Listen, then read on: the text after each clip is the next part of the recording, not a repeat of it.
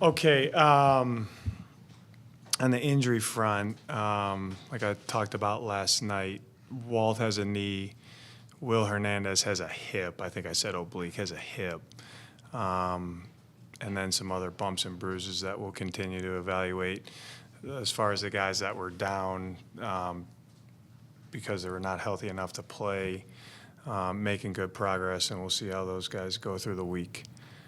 They were in here today, watched the tape with them, pointed out some things, and got to get better from this tape. Couple plays here and there that we got to make. And so now we'll get on to Tampa. What were some of those plays that stood out that you feel like you needed to make? You know, I kind of grouped them like I call them day one install. That I think that are kind of plays that we need to make a couple more of those, whether it be schematic execution or technique. Those showed up and reared its head on on all three phases, really. So we've got to take care of those. You know, we're getting here around Thanksgiving, and that's the game of football. But I've seen our guys do those things at a high level, and, you know, you just got to continue to do those at a high level. Do you have a sense yet of how serious Walt's injury is? On the last play of the last sequence of regulation, it looked like you guys would have been set up to spike it with about 15, 16 seconds left. You end up running the play, don't get it off till 11 seconds left. What went into the decision to run that play rather than spiking and maybe having two shots at the end zone? Yeah, I always think you put pressure on the defense, especially after an explosive, to run a play and not get in the huddle. That's one thing. I would have liked to see us, you know, looking back on it now where the clock was, would have liked to see us get it off a little bit quicker. Like you talked about yesterday, Teo, you're right on that when I looked at it. Not that we were discombobulated, but when that ref starts backing out, you got to get that snapped if you're going to have a chance for two plays down there. But it can be preference, it can be always and never what you do in those situations. We talk about those constantly. You see people around the league do different things. Felt comfortable about it. Would have liked to get off two there. You know, when we ended up getting the first one up and down 6 seconds, you know, my goal there is to kind of keep us out of harm's way and go to overtime. A couple more seconds on the clock, maybe you can get off another play, although probably what the defense is doing, you're going to end up having to sail it anyhow. So try to hit him by surprise and give a one-on-one ball to Mike. It didn't work out, but to your point, if you clock it there with that much time, you probably get two plays, and we only got off one. You and Jacoby both said you were going for the win in overtime. What's the difference between going for the win in overtime and regulation? Like, why not go for the win with 6 seconds instead of push it and then make that play? At that point where you are with 6 seconds with no timeout, I don't, depending what the defense does, I think you're putting the team in harm's way there, truthfully. You see a lot of things that can happen. Not that you're thinking something bad is going to happen, but when you put the team at risk because of what you're trying to do, it can be a coin flip, and I didn't love it. Overall, how do you feel like you guys have done this year and even last year with your kind of end-of-game mechanics? And I'm thinking back to that 3rd-and-8 run against Tennessee, but I know there's way more plays than that. Like, how do you feel like you guys have done? Yeah, there's a lot of them. The 3rd-and-8 one, I know we talked about play calling there. There's been play calling on defense, play calling on offense, execution on both, all three phases. There's been mistakes by me, punt it, go for it, whatever you choose to do. You can always look at the end result and see if it works out, because we've had some things that have worked out, and we get back in here on a Monday and I'm like, man, I don't know about that one, So you look at everything. It's good, Teo. That's ball, you know what I mean? And we spend a lot of time on that. And I think for the most part that we've definitely, have messed some things up over the last 3 years, but I think we hit more than we miss. I truthfully believe that.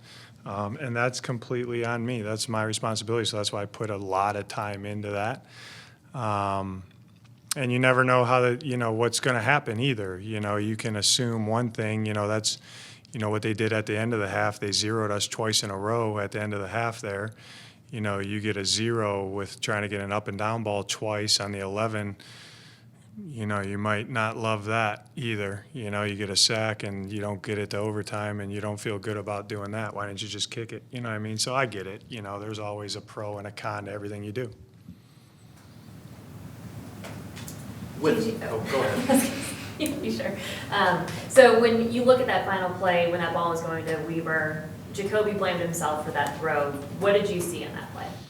He probably blamed himself. What did he say? I could have put a touch less air and probably we could have shaved it a little thinner, I think, because the second guy in was in a double on the other side of the field. But I love the decision. I thought, the two coverages that we're expecting, we knew that was going to be a one-on-one to, in my mind, win the game. And then the pressures answers that you had, if they decided to pressure us, you had one answer on the page, the mic, and the other answer on the page 85. So I felt really good about that play and what we were doing there. When you have 6 losses by 4 points or less during a season, and it kind of, I don't know, at least from the outside looking in, it kind of feels like Groundhog Day a little bit. What do you do? I know you don't like to make like knee-jerk reactions with the coaching staff and everything, but what do you think about changing some things up, like not necessarily, but just play calling duties, different things like that, to try to. Yeah. When we look at those games that you're talking about, we evaluate everything that we're doing. And then we implement certain things to try to fix problems that keep showing up over and over. That's what anybody would do, but I believe in our process and our people, and to change for the sake of change, to think that you're going to get a different result. I don't believe in that where we're at right now. I think these games that are coming down to 1-score games, you can look at a couple plays here or there, but I showed the defense the first drive, of the game. They're backed up, and 5 plays later, it's 7-0, and really not for anything schematically that they did. So those are the things that I point out, that it's like, hey, let's fix these day one install plays on a sail route, on a stretch play, on a 4-way post wheel, 3-out man-to-man zone beater that we're in man-to-man. Let's do those a little bit better. You know what I mean? So, and then in critical moments, do we have the right thought process, and can we execute? I think we have the right thought process, and I've seen us execute. We just got to do it at a little higher level. I know you said yesterday it was just a rotation at cornerback, but Max Melton only played 15 of 62 snaps. What went into that? It was a rotation, and then he got nicked. He had to go in and look at the forearm, but I think it was a little bit of a change-up. I think Keitrell's earned the right to play a little bit. Denzel, I think, is doing a good job. And I thought Max, for what he did in the game on defense, played well, and then I thought he really impacted the game on 4th down too, which helped us. What does he need to do better to get back to starting every snap? I think just consistency. You said you don't want to make changes for the sake of making changes right now. Does that mean it could still be on the table at some point? Today. I'm thinking about today, Josh. No, I kind of asked you this before this game, but with Michael having another huge game, is there a chance that you guys would make some sort of tweaks to the offense to be able to get him more looks even when Marv is back? Yeah. Throw it to the guys that are making plays for you. Absolutely. You said before his first opportunity as the wide receiver 1 2 weeks ago that he had really impressed, and kind of how he's improved with his route running this year. What has he gotten better at as a route runner? I would think feel, and he wants some plays back too on certain routes that he's been working on. I think of a couple off the top of my head, but I think honestly just feel and playing the position, and he's a guy that whether the ball goes to him or not, he wins at a pretty good clip. And that's what you just say. You just stick with it. You keep winning your one-on-ones, and when the ball comes to you, you'll make the play. I think of like Zay Weaver too. It's like he had multiple snaps in that game where he is open. He's winning his one-on-one, and the ball didn't go to him. Jacoby gets sacked on one. He has to, move out of the pocket on another one. They end up falling off of a route and kind of get underneath it. Whatever the case may be, receivers, like, get open and catch it, and that's what, you just keep harping on with those guys. They'll keep winning. And Mike has done a really good job. And, he, with Marv being out, has kind of taken over that role of the one receiver, and he's gotten open and he's caught it. He's playing well. When it comes to Marv's return, what's kind of the process to get back from appendicitis procedure? Is there? Yeah, when he's physically and mentally healthy enough to play, he'll play. Will he need a ramp up because of? Yeah, we'll always do what's best for his health first, for what's best for him, and then what's best for the team. I think Kyler has to miss one more game on IR. Have you, we haven't talked about it in a couple weeks, so have you discussed with him a plan of maybe trying to come back and play this year, or what's kind of? Yeah, I talk to K1 every day, and he's working hard to get healthy. That's what he's doing right now. He's in every meeting. He's engaged. He's rehabbing a boatload of time in there. But I know he wants to play. Seems like Trey McBride brings a level of intensity no matter what the score is, no matter what the record is. What does his attitude do for this team? He's a competitor. I mean, he loves to play football, and he's a competitor. That's what I think of him. When you ask me about Trey, like, describe Trey to somebody, he competes, snap in and snap out, and he's playing really well. He really is.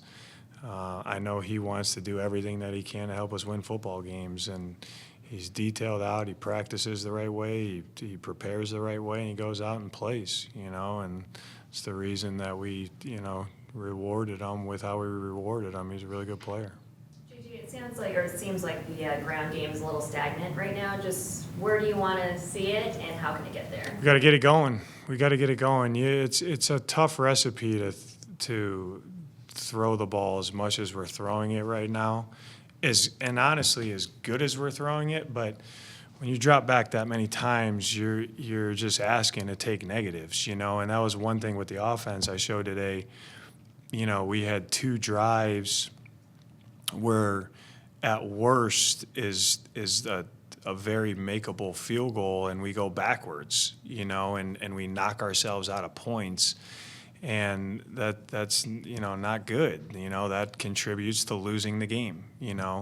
As it relates to the run game, I think we have to be more efficient, and we just got to do it a little bit better. There's some runs in there that I feel like are, should go for 6 or 7, and they're going for 3 with the look and how we block it, or the backs, or what they're doing, and all 11 go into the run game. But we have to be able to run it a little bit better than what we're doing right now. And what are the stats are on Jacksonville? And this is Jacksonville's a good team. They're a good defense. They got a really good run defense too.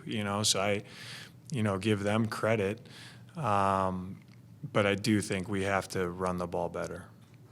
Was Michael Carter's workload yesterday, was that a function of how he was playing, his role in the offense and throwing the ball? Because I think he ended up with more snaps than Bam did.